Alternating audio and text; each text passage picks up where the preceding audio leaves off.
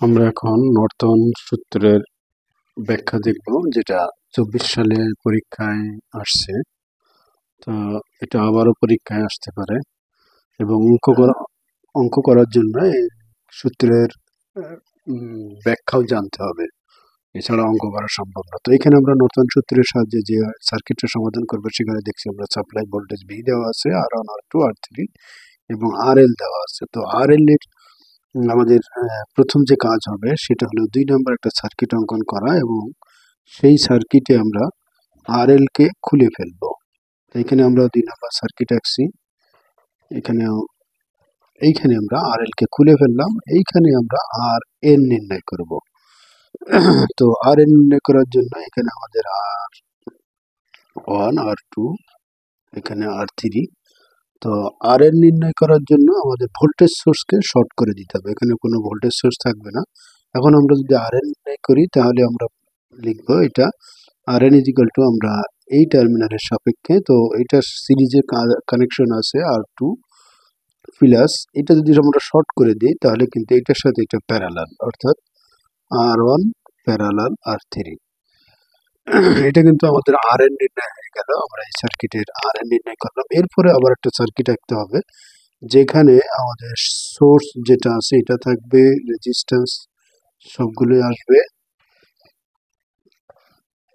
এবং এইখানে আমরা যে আমাদের RN যেখানে ছিল সেই জায়গাটা আমরা এখানে শর্ট করে দিতে হবে এবং এই জায়গায় আমরা কারেন্ট নির্ণয় করব, IN নর্টন কারেন্ট নির্ণয় করব।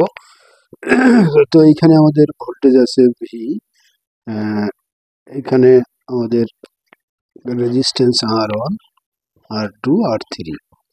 এখন যদি এই সার্কিটে আমরা IN নির্ণয় করতে চাই তাহলে আমাদের একটা কারেন্ট এখান থেকে প্রবাহিত হবে, যে কারেন্টটা আমরা ধরে নেব আমাদের I1 কারেন্ট। এদিক দিয়ে যেটা যাবে সেটা ধরে নেব আমরা I3 কারেন্ট, এদিক দিয়ে আমরা I2 কারেন্ট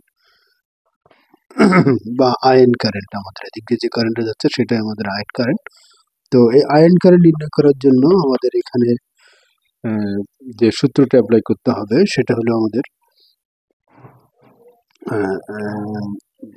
কারেন্ট ল। তো কারেন্ট, এখানে যে কারেন্টটা সাপ্লাই থেকে আসছে আমরা I1 ধরে নিয়েছি, তো সেই কারেন্টটা আমরা এখানে বসাবো সাপ্লাই কারেন্ট হিসেবে I1 ইন্টু আমরা যে রেজিস্ট্যান্সের কারেন্ট বের করবো, আমরা মূলত এই রেজিস্ট্যান্সের কারেন্ট বের করব এবং এই রেজিস্ট্যান্স যেহেতু IN যে কারেন্টটা সেটা এই দিক দিয়ে যাচ্ছে, তো যে রেজিস্ট্যান্সের কারেন্ট আমরা বের করবো তার বিপরীত রেজিস্ট্যান্স R3 দিয়ে গুণ দিতে হবে, ডিভাইডেড বাই আমাদের এই দুটো রেজিস্ট্যান্সের যোগফল R2 প্লাস R3।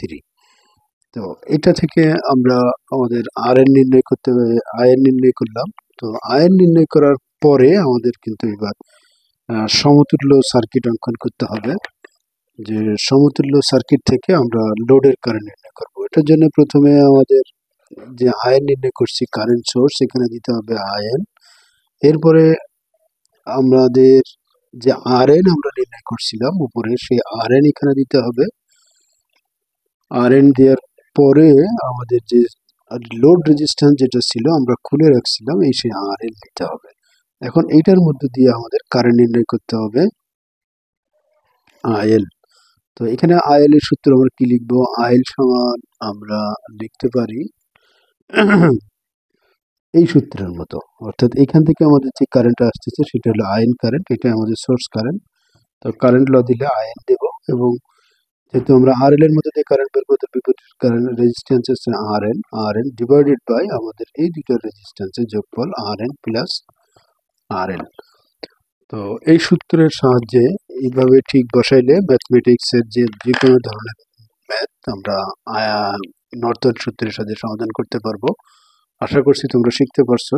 এরকম আরো ইম্পর্টেন্ট ভিডিও পেতে আমার পেজটা ফলো দিয়ে বন্ধুদের মধ্যে শেয়ার করবে। ইউটিউবে ডিপ্লোমা লার্নিং হাব নামে যে চ্যানেলটা আছে সেই চ্যানেলেও এটা পাবে ইনশাল্লাহ, সেখানেও তোমরা দেখতে পারো। ধন্যবাদ সবাই।